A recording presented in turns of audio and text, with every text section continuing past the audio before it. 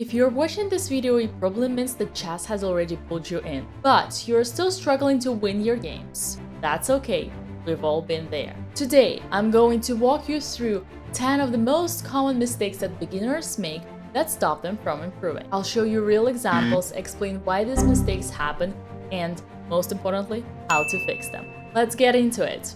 And trust me, after watching this video, you'll never look at your games the same way again. Mistake number 1. Playing without a plan.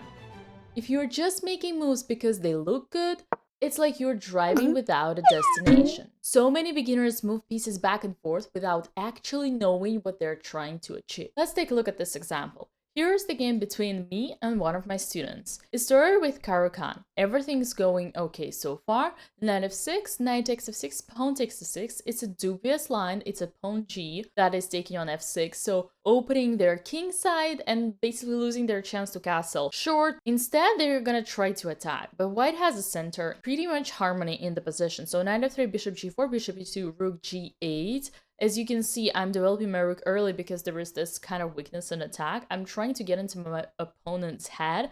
c3, knight d7 developing, and the first move without a plan is knight h4. Putting the knight away from the center of the board, violating one of the very important rules in the opening, which is do not move your developed piece twice when you still have an undeveloped piece. And offering a bishop trade. The bishop is still undeveloped, the king is in the center, so knight h4 is wrong. Bishop e2, queen e2. After I asked my opponent why he did that move, and they said that basically because they were annoyed by the spin. Queen a5, short castle, long castle, and here goes another move, which is a mistake. A move without a plan because you just put the knight back. So it's the second time you already moved the knight without a purpose. Now queen h5, and now goes the third mistake, which is queen to d1. The queen was already developed, so white should have focused on developing their bishop and developing their rooks and bringing both rooks to the center. Instead, they just moved the queen once again. And now goes e5, counterattack the center, and after bishop e3, knight c5 was a blunder, don't notice that. Knight d2, another missed opportunity. That was a beautiful knight e5 trick, but that's besides the point. Queen g6, queen f3, knight e3, takes, another move without a plan. Why would white do d takes e5? It is opening the d file, and it's most importantly undoubling my pawns and not even stopping me from pushing e4 if I want. Now check, also a move without a plan, without a development, just random. Moving the queen, I move the king, now protecting the pawn, and after f5, honestly, white is just getting smashed, and later on I won the game. Basically, what you should do is start small. Set yourself micro goals, like for example, finish development, that is a plan. Control the center, that is the plan. Castle, double your rooks, just like you've seen in this game. Mikhail Chigorin once said, even a bad plan is better than no plan at all. Mistake number 2. Bring the queen out too early. Oh, I see a mate in 2 on h7. And that's how your queen is getting chased around the board and you're already losing tempo by move 5. For example, e4, e5, queen h5. I'm trying to make a scholar's mate, but then you are met with knight c6, bishop c4, and knight f6, and oh my god, I won the game. That might work if your opponent is a complete moron, but they're not gonna be. Instead, in this position, black is gonna play g6, attack your queen has to move, and then play queen e7, and then develop their knight, and then develop their bishop, and finish the development, whereas your queen has already moved 2 times, and then is gonna have to move the 3rd time because your knight is not gonna be able to defend to f3. Let's take a look at another example. It is the Scandinavian. e4, d5, e takes d5, queen takes d5, knight c3, and here black does not remember the theory anymore, so they don't know where exactly to put the queen, and they put it on c6. Well, my friends, this is losing right away the queen due to bishop to b5, and it's a skewer and the queen is going down. Believe it or not, this position happened in the online database more than 230,000 times. One last example. William Stannis versus Henry Bird, 1866. Let's take a look. e4, a6, d4, d5, French defense, knight c3, d takes c4, knight takes c4, And here black does this inaccuracy move, knight f6. The reason it's not great is because after knight f6, black has a tough choice. Either they should take with a pawn and double their pawn structure, so worsen the pawn structure, weaken the pawn structure, double their pawns, or take with the queen, which is bringing the queen out too early. And while this is not dangerous yet, you'll see how it's gonna turn around. Knight f3, knight c6, and now white already has the great development move, bishop g5, which is also attacking the queen. Now after queen f5, how about we develop another bishop and once again attack the queen. Now queen g4, h3, where's the queen going? Queen g2, oh, you're taking pawns. Very interesting. And buddy, after rook to h2, that's it. The queen is trapped because it's so overextended. Just look at it. It's in front of all the army of black. This is how you should not play chess. Queen takes h2, happened in the game, but knight h2, knight d4. And now beautiful last final touch. Bishop a5 check. Sacrificing the bishop. If you're hungry enough and you take the bishop, then goodbye. Mistake number 3, ignoring the king's safety. Alright, let's take a look at my immortal game that I have prepared for this particular game. e4, c5, knight f3, e6. Still in defense, knight c3, a6. I'm playing against Gregor Shkayevsky, who is actually currently the coach and a second of the world champion. g3, b5, bishop g2, bishop b7, d4, taking control of the center. C takes d4, knight takes d4, b4, knight a4. So far, it's all theory. Knight f6, attacking the e4 pawn. Little do I care. Short castle. The reason why I do not care about this pawn, well, first of all, because I know that this pawn is poisoned. And secondly, because I don't mind giving away the pawn in exchange of an opening the file in front of my opponent's king. That is not yet castled. And then the black bishop is not yet developed, so basically black is behind the development. Truth be told, it's not like a poison pawn. This position is equal, but there is a certain compensation. Bishop takes c4, knight a4, c4. I'm taking over the other side of the center, preventing d5, and preparing after bishop e7, rook e1. Now, black makes the first inaccuracy, which is f5. The reason this is not great is because, as you can see, slightly opening the king already. I go f3, kicking the knight out. Now the knight goes to f6, and here we go bishop g5. Very logical so far, development. And here goes the first red flag, something that you should not do. Do not ignore the king's safety. King f7. What are you doing? Now queen e2, preparing the juicy sacrifice on e6, or maybe sacrifice on f5, I don't know yet. And now my opponent completely loses control. King g6. Oh my god. How would you proceed with the attack? Pause the video if you need to find it. Otherwise, I'm telling you the move. It is the magnificent bishop. I'm just kidding. My bishop is attacked, but I don't care. I'm not afraid of king taking the bishop. I go g4, opening the files over here, right? And after king takes g5, what are you doing? Where are you going with your king? G takes f5, now opening both files. And everything, king h6, black is trying to escape, but they have nowhere to go. F takes e6, actually not just grabbing the pawn, but opening the square for my knight. Black is trying to stop that square from my knight, and then I push the c5, another grandmaster move, sacrificing another pawn and another knight, because I don't care, because if they take, I just checkmate with the knight f5, and everything comes together. Knight c6, knight f5, king g5, h4, sacrificing a second knight, king takes f5, queen d3, knight e4, queen takes e4, king f6, queen f4, king g6, king h8, beautiful move, bringing the space for the rook. Now h6 rook, g1, bishop g5, there goes another sacrifice of the rook to g5. Pawn takes, and after queen h5 and queen f7 and rook g1. GG's. An uncastled king in the center is just waiting to be attacked. Always. So usually you should not be grabbing pawns that are only opening the files for your opponent's rooks, right? Because there's helping their attack. And in general, you should castle in the first 10 to 12 moves. That's your guideline. Unless there is a clear reason why you would not do it. Let's say You can win something tactical or you can lose something tactically.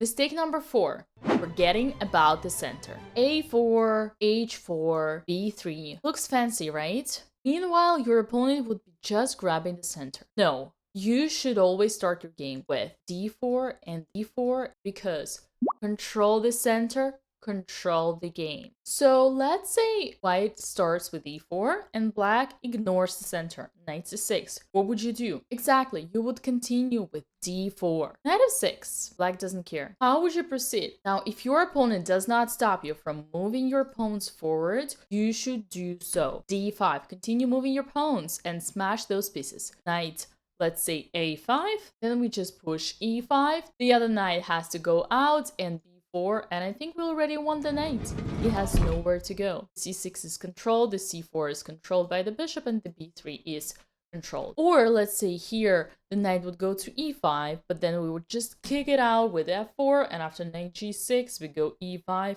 knight g8. What you need to understand is the more you put your pieces towards the center, the more squares they control. Central control equals power. And as you push your opponent's pieces backwards, they have less space. Mistake number 5, moving pawns and not pieces. Our favorite example is never play f3, e5, g4, the grab, not so fast. Queen h4, checkmate. Yeah, some players do fall into this trap, believe it or not. A lot of people spend first 5 to 8 moves just by moving their pawns. And they completely forget about their knights, their bishops, their king, etc, etc. Then, what happens? Your enemy, your opponent, comes after you and delivers you a checkmate. Starts the attack that you cannot stop. Then, the enemy attacks while you're still under construction. How to fix that?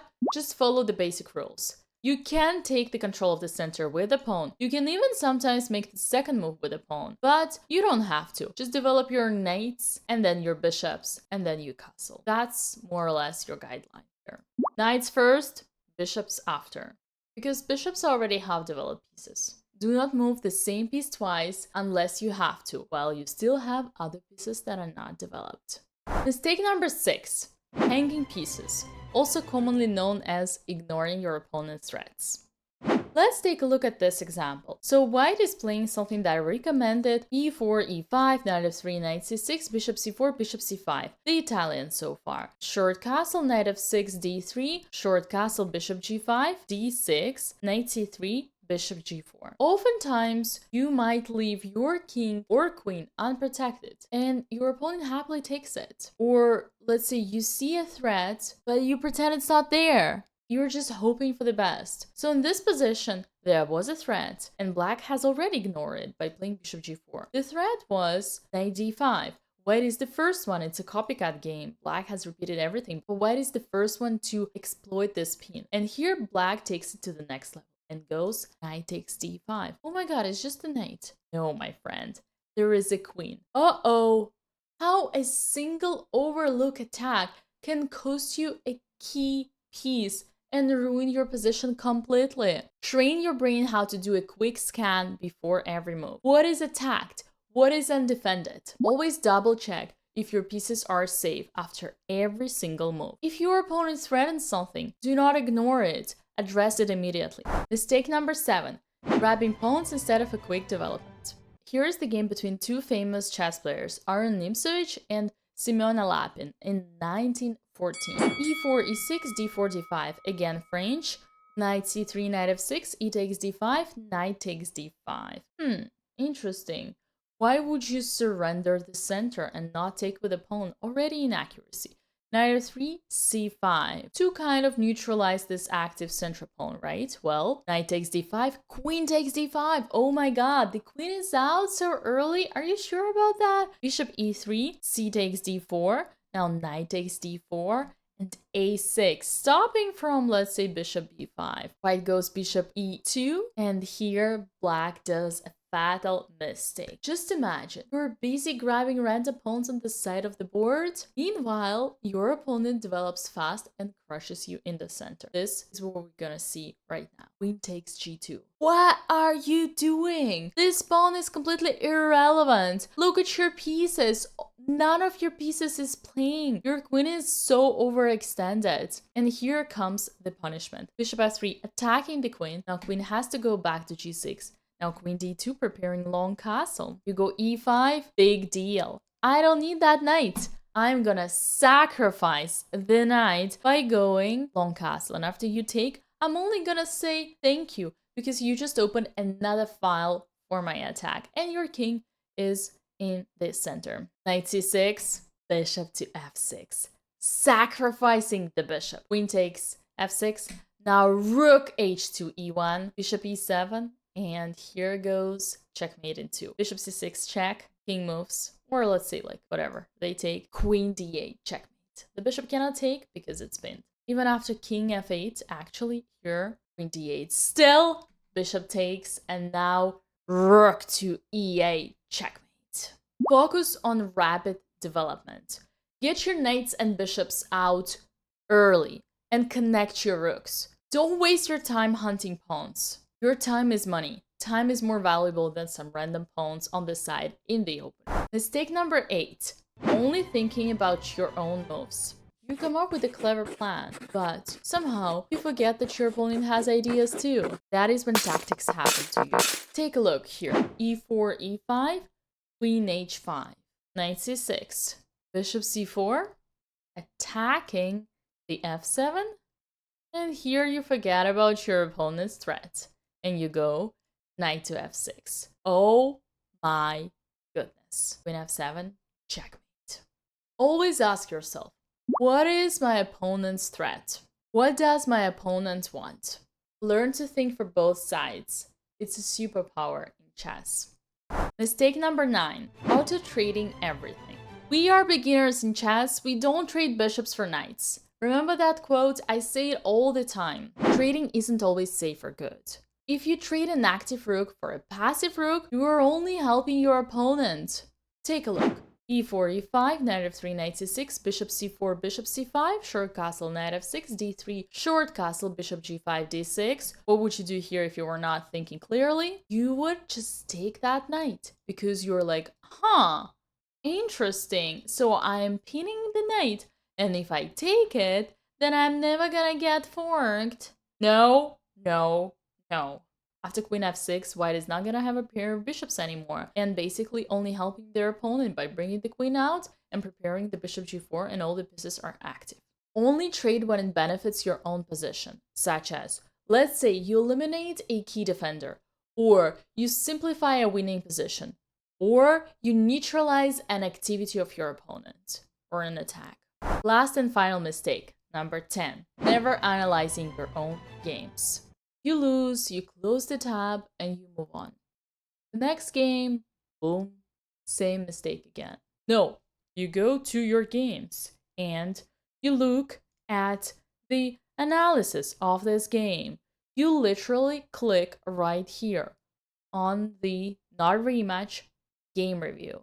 And then the engine is gonna tell you everything. The evaluation that you played for, 1800. And your opponent, 2600. Oh my god. And then you're gonna click the button, start the review. And this AI is gonna tell you every single mistake that you made and why you did so. Or you can join my school, where me and my coaches analyze your own games for you. Growth comes from reflection. Analyze your games with a coach, with a friend, or just with an engine. Write down your mistakes, study your patterns. Trust me, it's worth it. If you recognize yourself in at least one of these mistakes, that's great. Why? Because it means that you learned something. The awareness is the first step towards growth. In the Russian chess school, we teach you how to use your brain, meaning think like a chess player. If you are ready to take your chess to the next level, come join us on school. Hundreds of players are already learning with us. Now it's your turn. Like and subscribe if you liked this video, and most importantly, let me know in the comments down below which of these mistakes you found familiar. See you in the next video. Bye!